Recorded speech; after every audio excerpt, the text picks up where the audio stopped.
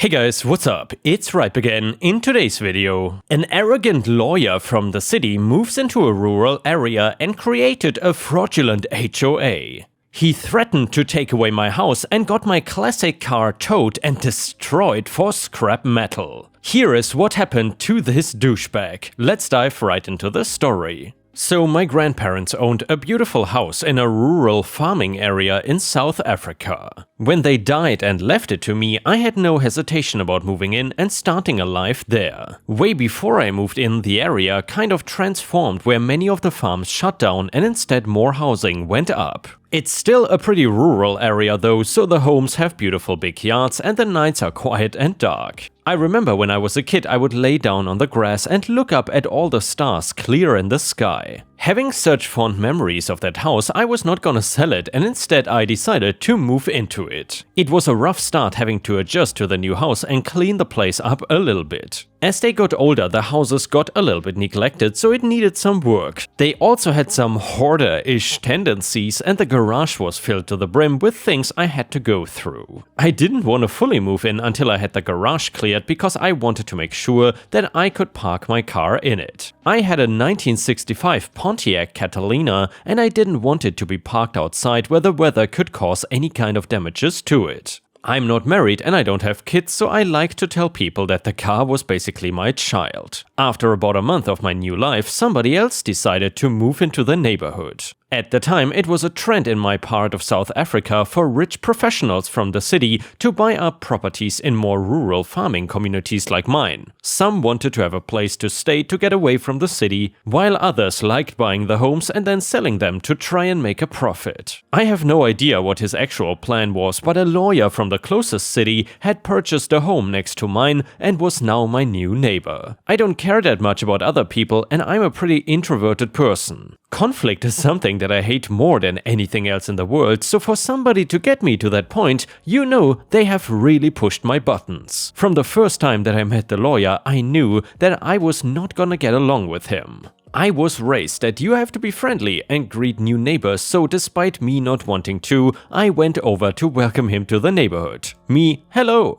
I just wanted to come over and welcome you to the neighborhood. Lawyer, I read about these rural places, but I never actually thought I would live here. I bet some of these people have never gotten to live in a city. Me, maybe yeah. I actually moved in recently too. My grandparents used to own the house and I don't think they have ever lived in another kind of area. Growing up, I knew a lot of farms around here were in families for generations. Lawyer, I cannot wait for that to change around here soon. These houses all look like dumps, and I cannot imagine the people living inside being any better. That should have been the first clue that this guy was a snob that did not actually want to get to know the other people living in the neighborhood. He assumed that since it was a rural area, everybody was dumb and he was better than they were. Not only that, but I learned pretty quickly that this guy was a horrible person to have as a neighbor. When he was not at work in the city, he seemed to be bored with the slow-paced environment. Instead of taking it easy though, he would walk around and try to find things wrong with what people are doing and yell at them for it.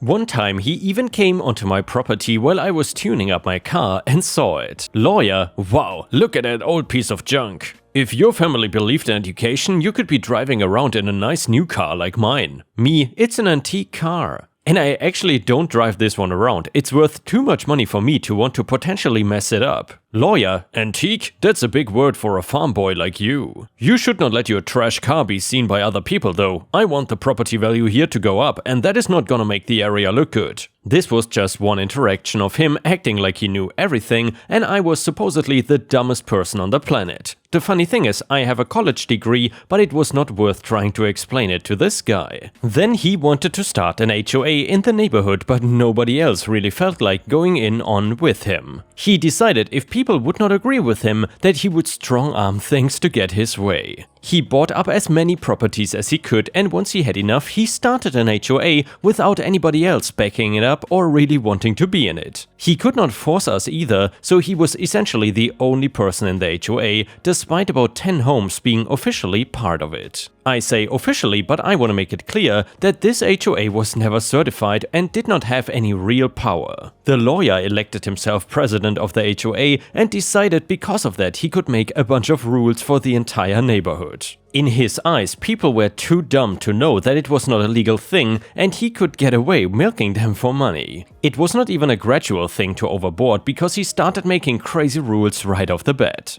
An example of this was people were no longer allowed to hang out on their porches. This was a common thing where people would sit on their porch and usually relax. The lawyer tried to explain to people that it was loitering and made the entire neighborhood look horrible. Now, I knew that it was not considered loitering because they lived there. He was clearly trying to use words he assumed nobody would understand and claiming it was illegal to get people to stop doing it. Nobody listened to him, and that was when the letters started going out. I got one myself for failing to have a mailbox up to code. Then I got another one for my car being visible when I took it out again to work on it. And then another fine for being outside wearing clothes deemed unbecoming for the neighborhood. Each one of these letters also came with a fine of money he wanted me to pay him in retribution. I am not part of this stupid fake HOA though, so I throw those letters right in the trash and continue with my life. He starts getting angry that I'm not doing what he wants and comes to my door to threaten me. He tells me that if I don't pay the fines, they will keep increasing. Then he's going to file a claim with a judge, and since he knows all the judges, they will apparently side with him. He says that he's gonna take my house away from me, and I even got a letter in the mail saying that he is seizing my house and I have to sign the deed over to him. I am angry, and like I said before, I hate conflict, but this guy finally pushed me over the edge. I then went over to his house and started yelling back at him. Me, I don't know who you are trying to fool or if you actually caught anybody in your little scam. I'm not part of an HOA, so I don't have to follow any of these made-up rules that you came up with. I'm gonna make sure everybody knows their rights here, and if you try to take my house or anybody else's, I'm gonna make sure that you lose everything in your life from here all the way to the city. Lawyer? Oh please, an uneducated lot like you versus a well-dressed lawyer from the city.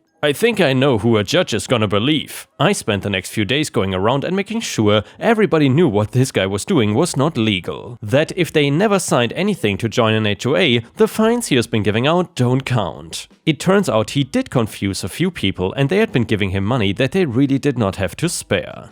I was angry on their behalf, and soon everybody knew to ignore the lawyer and not give him any money no matter his threats. This got him angry at me and he decided to get back at me for it. One day while I was out, he broke into my garage and stole my classic car. He knows a guy that owns a scrapyard and convinced him to label my car as junk and have it towed away. I really thought I had been broken into and robbed, but a few days later I got a letter. It talked about him having to take the car away due to the lack of payment on my fines. Then he went into detail about how the car was scrapped and he was gonna take a measly $40 off what I owned because that is what the scrap metal for my car was worth. I was angry beyond belief and wanted to go and settle things the old-fashioned way. I knew beating the hell out of him was not gonna actually solve anything, and it turns out I was not the only person he was going after for lack of payment. He was breaking windows and harassing people until they gave him money or things like jewelry right off their bodies. The entire neighborhood was both sick of him and honestly a little bit scared of him. Nobody knew what to do, but I gathered everybody up together and said that we can sue him as a big group for everything that he did. When we told him we were suing him, he laughed and asked if we were gonna get a cow for a lawyer. He did not take us as a serious threat, and honestly, that is exactly what I was hoping for. Putting together what we all could, we managed to hire a pretty decent lawyer. This guy's personality seemed much better than the other guys. That was good because some of the neighbors now did not trust lawyers at all. Since there are two lawyers in the story now, I'm gonna keep the crappy neighbor as lawyer and refer to our lawyer as GL for good lawyer. Now, GL told us that we had a strong case and he was gonna do some digging on his end to see what else was going on behind the scenes that we might not have known about. There was one thing we were keeping a secret. To make things easy, I became somewhat of a voice for everybody and would meet with the lawyer on everybody's behalf. I got all their stories about what the lawyer did to them and gave it to GL to see what we could do against him. One thing that turned out to be a correct assumption was that the HOA was fake. He never filled out paperwork to make it official because he knew that the one man wanting it would get it rejected. He was not the president of the HOA because it did not exist and he knew it. The entire thing from the outside perspective looked like he moved to this town in order to scam people out of their money. That was the angle we were going with because he even admitted to multiple people that he thought we were just uneducated and dumb. On paper, the perfect kind of people to try and trick to give him things. Then he went through people's stories and made an inventory of things that were taken by lawyer that he had no right to. This included the fact that he broke into and stole my classic car. That alone was worth at least $40,000, and the fact that he had it scraped meant he could not just return it and try to make it better. He even officially filled some forms to try and seize the homes of people claiming they had a debt to him. On the paperwork though, he did not claim it as HOA debt because he would get caught that way. Instead, he claimed it as debt for work as a lawyer that he never actually did. Skipping a little bit ahead to the trial, the lawyer of course was representing himself. He was confident that he would be able to talk his way out of anything, he was prepared for most of the things coming his way and had lies ready to go. When questioned about starting an HOA without filing the paperwork, he tried to claim that he only called it an HOA in order to not confuse the simple people of the rural area. He claimed it was more like a community growth project and he was elected as the educated man to lead the project. Then when he was trying to enforce the rules, we turned on him and started harassing him. He claimed he feared for his life and was worried that we were all gonna come after him and attack him for just trying to make the neighborhood better. He made it seem like we were monsters and all he wanted to do was plant flowers and crap like that. When asked about my car, he said that he had no knowledge of it and the entire thing must have been set up in order to frame him. He even claimed that my car never existed and the entire thing was just made up in order to make him look bad in court since we had no real evidence. The money he got from fines he called donations and really tried to turn the entire thing around. Then it was GL's turn to ask him some questions to try and catch him off guard. GL, I have some forms here of you attempting to seize control of 3 different properties in the neighborhood. They claim you said it was due to lack of HOA payments. Since there is no HOA, what is your reason for these attempted property seizures? Lawyer, they hired me for my services and never paid. The law says I'm in my right to go after their assets. GL, they hired you as a lawyer and yet no records were ever found. These people were never being sued, nor is a record of them suing anybody in the past. How do you explain that? Lawyer, people can hire for consultations and then decide not to pursue it further. GL, a consultation worth the entire house sounds a little bit far-fetched to me. You also claim that your neighbor never owned the car and he claimed you had stolen. Is that correct? Lawyer, yes. GL, I have documents here including pictures and appraisals proving the car's existence. I won't keep going through everything, I just wanted to give you an idea on how a lawyer tried to weasel out of things only for GL to keep catching him. For the car, they actually brought the scrapyard owner as a witness and under the pressure of potential jail time for lying, he told the truth. He said the car was the one I was claiming and he towed and scrapped it because the lawyer told him to. The hole that lawyer was getting dug into was so deep and the judge was not believing anything on his side of it. He was convinced now that this lawyer came to a rural town to try and take advantage of all the people living in it. Hell, even the letters he sent people that we saved, he was flat out claiming to be an HOA president. The judge decided that he was guilty of fraud, theft, extortion, falsifying legal documents, and I think a couple other things that I forgot. One amazing moment was lawyer claiming that I could not possibly know anything because I was just an uneducated farm man. I ended up telling him on the way out of court that I actually did go to college. My major? Pre-law. Anyway, he got sentenced to a few years in jail and had to pay everybody in the neighborhood for the crap that he had pulled on all of us. All of his homes from the area were taken away as well and gonna end up back on the market. Finally, he had his license taken away, so even after he gets out of jail, he's not gonna be allowed to practice law. I am just glad that he is out of the neighborhood and things can go back to being peaceful. And yeah, Ripe Stars, this stupid, arrogant lawyer definitely got what he deserved, which is time behind bars. Additionally, I would say you should never look down on farmers because in the end, where does your food come from? It certainly does not grow on trees and it does not just magically appear in supermarkets. So that's why I hope this stupid lawyer learned his lesson. Either way, if you enjoyed this XXL mega story, then please don't forget to like the video and maybe post some star emojis in the comments if you want to support me. Thank you so much. The next one is titled, Am I the jerk for stealing an inheritance? So my 43 female neighbors, 89 male and 83 female, who we will just call M and F, recently passed away and I inherited all of their belongings including their house. So, a little bit of context. I grew up in this neighborhood, and for as long as I can remember,